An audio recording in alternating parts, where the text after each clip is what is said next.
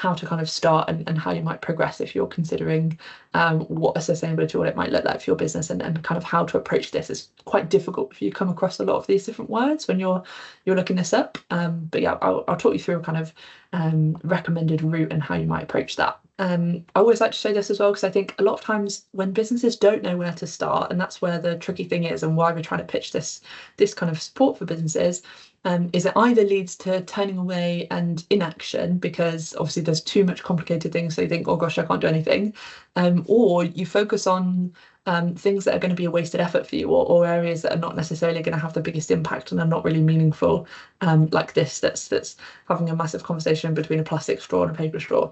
Either way, probably not the most the biggest area for you to consider in your business, and we're going to help you kind of get there and work out what the most meaningful part is. And I'll talk to you about what to do in a minute. First, I want to talk about how to do it, because I think this is also quite an important part of how to get this going in the right way. I think if you're starting to look at this for your business and you want to do this once and you want to do it right, there's a few kind of useful engagement principles for sustainability. And this type of thing, has been tried and tested, and there's a lot of kind of engagement principles that all sort of knuckle down to these general principles here. First one I'd say is to synthesize, is to kind of keep it simple and practical and use clear and straightforward language and focus on these achievable steps that think another part is fit into your existing business practices. If you can align this with your business goals or common goals that relate to your customers or your colleagues already, then it can feel like you've got a goal that makes sense, that it's already aligned, and not just something that you're kind of adding on to your existing work and making people feel like they have to do another thing. That if it's simple, it's practical, it's manageable, and it's aligned to your existing things, it can make people feel like it just, like I said, like it just makes sense.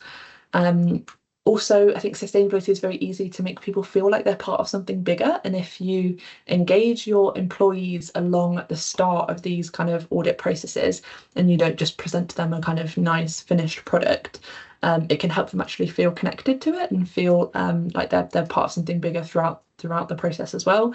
And it can, like I say, make sure that you do it once and you do it right, because it's actually aligned to how it will fit in to that organisation. Another thing is to make it the norm and not the exception. So to frame sustainability as part of those everyday business practices, rather than doing an audit once, seeing those different things as an add-on. At that point, it's not really worth doing, because it's not part of your existing work, and people will see it as a chore and they won't be engaged in it. But if you maybe consider doing a simpler version or focusing on one area and properly integrating it, you can go from there. And once you've kind of got that engagement, and it will feel like part of the norm and part of something that people can feel connected to, rather than an add-on. And then I really like these last two that are in these, number 7 and 8, about celebrating progress and making it feel good.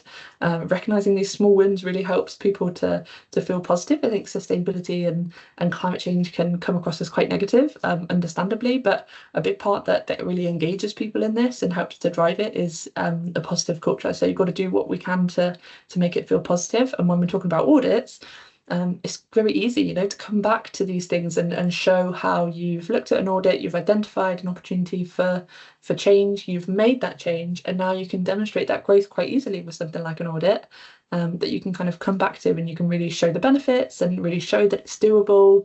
And like I say, even if you only do that with small scale actions, and you start with simple kind of the area that you think makes the most sense for your business, rather than trying to do everything at once, you can really show those benefits and make it feel doable for people, that it's easier to progress and continue. So I mentioned about not doing everything at once. I guess in practice, this is maybe what it looks like, not doing everything at once that you think is useful. Even if you have sort of one end goal and you think, oh my goodness, I've read about sustainability and I've looked at the impact that this has on business and the risk and the benefits that can come from it, and I want to try and do everything at once. Often it can, and like I said, turn people away from that, because it can be too challenging, or you just don't have what you need at the start to go straight into those longer term frameworks. But actually what you could do is start with something like a sustainability snapshot, which I'll talk you through today. But there's lots of different ways that you can start with just looking at how sustainability is relevant for your business.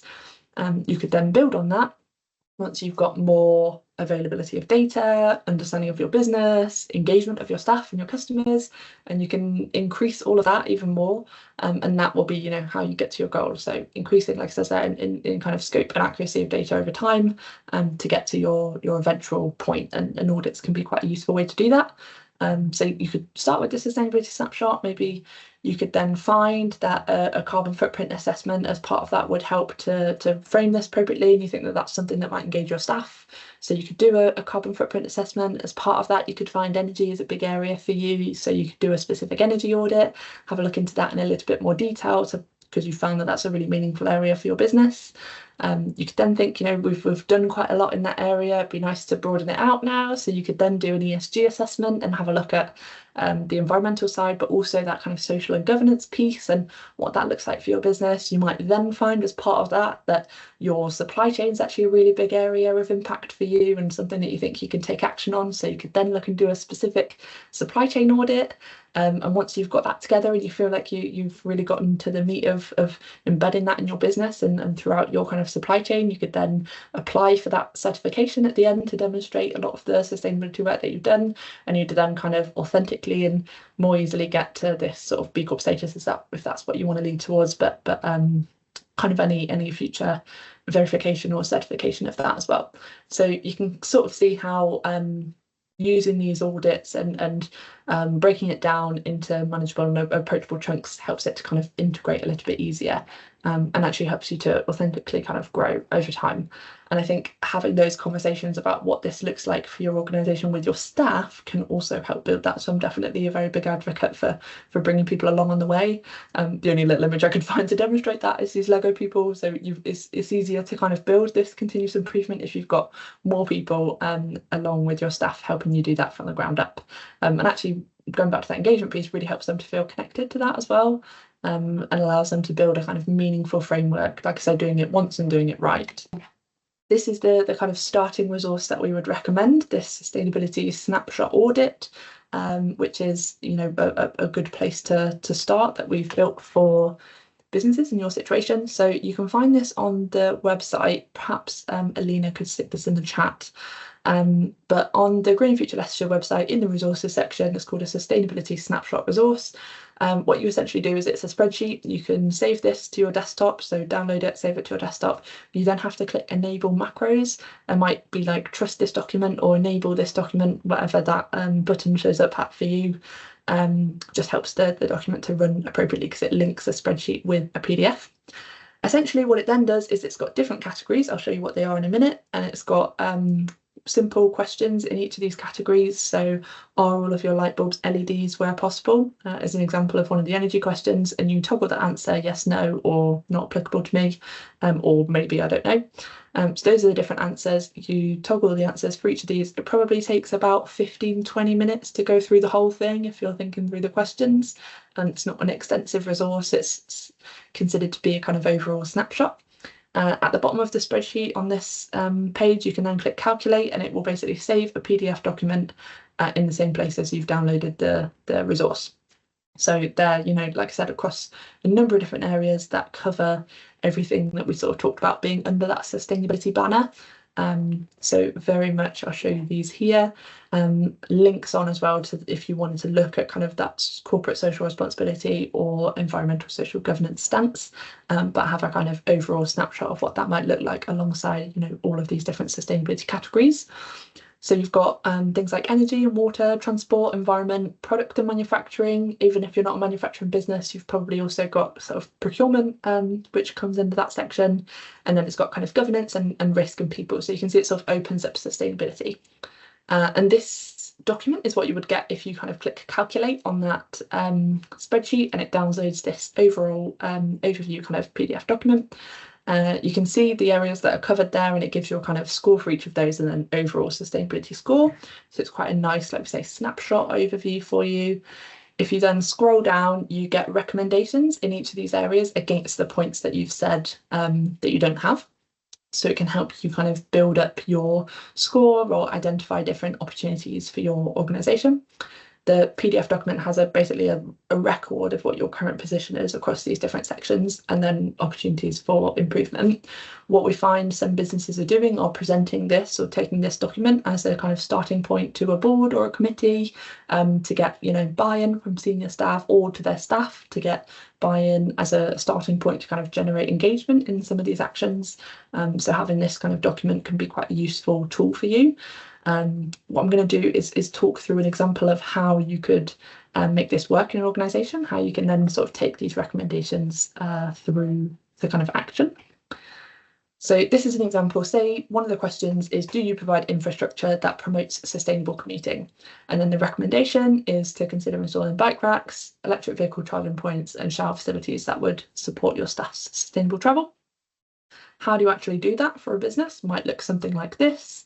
The first thing I would always say is to just decide on the relevance of that for your organisation. Is this something that you think is going to be relevant for your staff? Is this something that's appropriate for a business of your size? Is it feasible? Is it something that you could do? The way I'd recommend that, in the same as what I've been talking about with this engagement, is to ask your staff to talk to them, to have a look at that feasibility, to question whether this would be something that they would use, that they would benefit from. And to approach it that way. So rather than doing something kind of in silo and presenting it to them as a finished product, to bring your staff along. And then, because sustainability is quite difficult to navigate, and that we know a lot of businesses are looking for support, there's a lot of different resources out there for support for businesses. So have a look into resources that are available in your local area. We're based in Leicester, so for Leicester, there's workplace charging schemes, which is actually available across the UK, where you can get funding for installing these EV charging points. There's cycle to work schemes. In Leicestershire, there's Choose How You Move support, which has specific available support for commuting, travel, for organisations and for individuals. And then if you're based within Leicester, there's the Wheels to Work scheme, which offers kind of discounted renting of bikes for people who work within Leicester. So there's lots of different, other types of support that's available. If you go onto the resources section of the Greener Future Leicestershire website, you can find all of those and more against some of these different areas that might be quite useful for a starting point to look for funding or support. But like I said, lots of different people, like universities and councils and other kind of support projects, know that this is an area of concern for businesses. So there is a lot of funding and that support that's available. So I definitely recommend looking for those things before you kind of just start to do things. And then if you've found some useful support, you've found some engagement with your staff, try all these changes in the first place. It doesn't have to be that these things, need to completely change your organisation, but trial them and communicate them with your staff. And actually the benefits of an audit is that they are measurable interventions. So you can build on that, you can track that, and you can come back to it. And I think that's really key to auditing. You can demonstrate that kind of progress, measure the impact. If it's not something that's measurable for you, you then, if it's not something that's had a measurable benefit for you, then you don't have to invest your time in it. And it's again, finding things that are going to be useful and work for your organisation. There's also, different ways that you can interpret this. You don't have to live and die by the recommendations that are there, but it opens up that conversation. I think there's a couple of different examples of businesses. There's one I always like to share. In Leicestershire, business found that their staff had a bit of a barrier to cycling. So a lot of them wanted to, but they just got home too late by the time that they were cycling, so they stopped doing it. And the business said, okay, we can shorten your working day by 30 minutes and you can leave early. So they implemented that for everybody who cycled. They got a massive boost, obviously, in the amount of people that cycled. And they found that it really benefited them, that they had really good engagement with their staff with sustainability by using that as a kind of a driver for that. So yeah, there's different ways that you could approach it, but using it as a starting point to have that conversation and actually build that conversation in with your staff as well to find those most useful resources. Going back to the engagement piece, a couple of things I've just popped some of the most useful ones down here. I think some people, these types of actions, specifically this kind of approach, can help make sustainability feel more personally relevant. People can see that they would, save money or save time, or there's reduced parking. Travel tends to be quite a good one that engages people. Also, it can help make people feel like they're part of something bigger in the, like it says, in the worlds that people feel part of. If you're talking about a healthier community, you can pitch it in that way: reduced air quality, increased air quality. reduce their pollution and healthier communities with sustainable travelling. And you can really pitch that to show what's in it for them, and tends to be a really good engagement piece. Another example, one of the questions was, do you recycle? And the recommendation there is about adding in recycling bins and ensuring that they're labelled correctly, and helping to have a look at which are the most impactful streams there are of waste. Again, on how you do this, I think work out whether this is relevant for your organisation. And actually, when it comes to waste, rather than immediately inputting loads of different recycling streams because you think that's the most sustainable thing to do, have a look first at what your waste is. Is it most important that you have metal recycling or glass recycling because that's what you produce more, or is it office waste? Do you think that you should at least have paper, but the other areas are not really that big of an impact for you? It's rather than taking those advice as kind of one size fits all, it's having a look at what that looks like for your organisation. And again, asking your staff, is there something here that people feel really engaged in? Other businesses that we've worked with have found once they approached their staff with these sort of ideas, they'd found the staff were thinking this all along. They've been taking the waste home so that they can recycle it because they weren't happy with how it wasn't being recycled at the organisation. So you find, even just from approaching that with your staff, you might find some of these really key touch points that can build that engagement with your staff. Look into some kind of waste contracts, and like I said, there's a lot of support that's available. In Leicester, your big ones are Enver, Biffa, Bakers and Burgess and Sons tends to be your big waste contractors that do the majority of businesses in Leicester and Leicestershire, and actually they have really good recycling programs if you have a look into that, and they're really available and happy to have these conversations with businesses. We've also got a resource on our page, specifically, I'll put it in the chat in a minute, about waste signage. Let me put it in there now, actually. Or perhaps one of you guys can. Oh, here you go, I've got it. Specifically about waste signage. So if you're looking for how you can actually do that, you find you've got these resources, you've got these kind of waste streams that are in place, but not the support available for helping people actually work out how to do that. And that's your next engagement challenge. We've got some resources that you could use on there that help make that a bit clearer. But again, your waste contractor should also have quite a lot of support that's available there. And like I said, implement this clear signage, and sometimes it needs to be coupled with that education piece with your staff, but that can actually really help to boost that engagement. Bring your staff along with you, communicate with them, and that's another quite easy one that's there available to be to kind of measure that impact, and have a look at how that's changed and work out whether those interventions are really useful for you. Sometimes they're most useful in diverting waste from landfill and putting it into recycling. Sometimes the real benefit is engaging your staff and bringing them along the way, even though it's maybe only a small part of your impact as a business. But actually, sometimes it's worth investing in those things if you know that it's something that's really big and impactful for your staff. And once they're engaged in recycling, for example, you might then be able to get them along in some procurement stuff or some of the other things that might be really more impactful for your staff. So it's worth having a think about how useful that could be for your organisation as well. The last example that I've got here, so the question is, are suppliers sought with preference to social and environmental sustainability?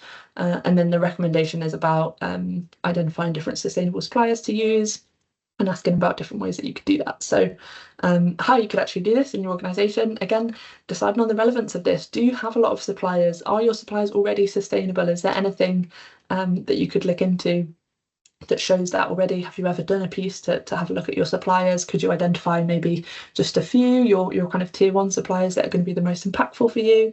Have a look at the kind of best way to approach that for your organisation, rather than sort of taking the recommendation at face value. And then having a look, the thing with suppliers is that there's very sector specific information and support that's available for that, but also sometimes local support. So I'd have a look in your sector or your industry, whether there's kind of specific options. Like in the food industry, there's very clear certifications for a lot of different businesses, but that might also be the case in your sector as well. So a little bit of research into that to see if there's anything that you could kind of base your review on and start that engagement. And then the best thing to do, so lots of people see that working with suppliers is something that you can only do very far in the future, because that's like a whole other challenge that you couldn't possibly start engaging with. And that's only for big businesses, that's not for small businesses. But actually, breaking that down and starting that engagement with your suppliers can actually be really, really, really meaningful. So you could even, segment this to make it manageable. You could look only at your biggest contract. You could look only in the organizations that you have capacity to work with, only in the large polluting industries, only the ones that you have the best relationships with. There's different ways that you could segment that. And people see working with your supply chain as something that's very far down that timeline. I did show you that supply chain was one that was quite far down in that approach. But actually, as simple as asking a question or looking into their existing certifications, or if there's a sector specific way that you can do that, that's something that you could start now. And it's likely to be an area of concern for your organisation. The majority of businesses, their main carbon impact, if you're looking at carbon, is within their supply chain. So for a business's carbon, your total carbon figure, part of that will include all of the things that you purchase and use and how all of those things get to you. So the largest impact does tend to sit with your suppliers and your supply chain for kind of the majority of businesses. For the university, for example, that's 80% of our full carbon impact is with our suppliers. So there's a lot of work that we do on that. And actually that then brings these requirements and this engagement through down our supply chain to a lot of SMEs, which is where a lot of SMEs are starting to engage in sustainability because they are part of a supply chain with larger organizations. When it comes to, engagement, I think partnering with kind of responsible suppliers really demonstrates something as part of your business, and it can help your staff and your customers as well really feel like a part of a wider movement for this positive change. It can help people feel like there's a common goal and that they're connected to something, particularly your colleagues and your staff. It can make them feel like they're connected to something beyond just a business, and maybe more like sector or kind of local area wide. That can really, again, boost that engagement with your staff as well. So definitely something to consider as a good one to start with. So next steps wise, I think there's a definitely acknowledgement that taking action is a challenge. Often for businesses starting off on this journey, it's about knowing what the right thing to do is. Lots of times, like I mentioned, businesses try to do it all at once because they want to engage in everything and they want to do everything to the highest standard, which is great, obviously, but that's not always possible. And actually following this generic advice, if you took all of these things at face value, maybe you'd end up doing the things that were not the most meaningful for you. And the kind of best way to approach this is really to have that conversation and bring that engagement in from the ground up and start focusing on the things that are most meaningful, and the things that bring the most engagement, and kind of trying to do it more authentically with your organisation, and not trying to do everything at once. And again, not trying to make it one person's responsibility. So I think potentially this is on the larger end of SMEs tend to, if they're going to approach sustainability, hire one person and make sustainability part of their job role. But sometimes a lot of this, it works a lot better if it's actually embedded into the business. And so making it one person's responsibility doesn't actually embed it meaningful change across the organisation, and actually can be really hard with one person who can't seek this help or support. It really requires a lot of people collaborating on this change, and like I said, there is also a lot of support that's available out there from councils and from universities and from other support projects, so it's really worth seeking that help and support, and a lot of people who maybe try to go about it on their own often struggle and turn away from taking action on sustainability in that way. But actually, if you use the resources that we've got and you can find these sort of most relevant actions for you, and use this sustainability snapshot tool to kind of focus in on different areas that are most impactful for you, and use it to work out what sustainability looks like for your organisation in the first instance, and then narrow down and work on the different stages that are most possible for you at this stage, which helps to keep it simple so you're not doing everything at once and is actually manageable and something you can do. Remember that you don't have to change everything all at once for it to create a good amount of change in your organisation. Do this audit and then change 25% of those responses to a yes, and you've made 25% change in your organisation. That actually creates a culture of change across your organisation.